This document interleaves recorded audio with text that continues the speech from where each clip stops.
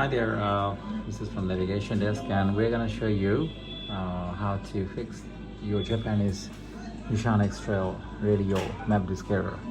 Have a look at that. On the top right corner there is a slot for the map. So once you put the SD card, which is ordered and purchased from us, once you put it and just turn off the radio, and the push starts on off the car, then eventually the radio will restart and you will see the changes on the screen.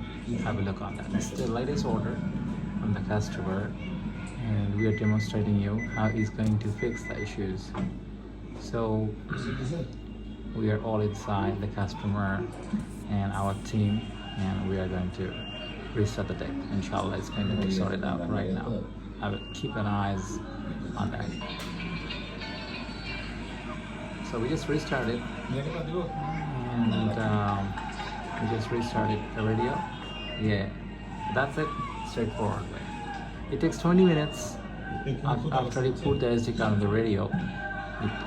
It needs 20 minutes to load the data. It's around 1200 GB. It's a huge file, so everything is working nicely, as you can see. Yeah. So everything's working fine. So today it's a very exciting moment for us because visit the 𝗪𝗵𝗶𝗲.com for verify.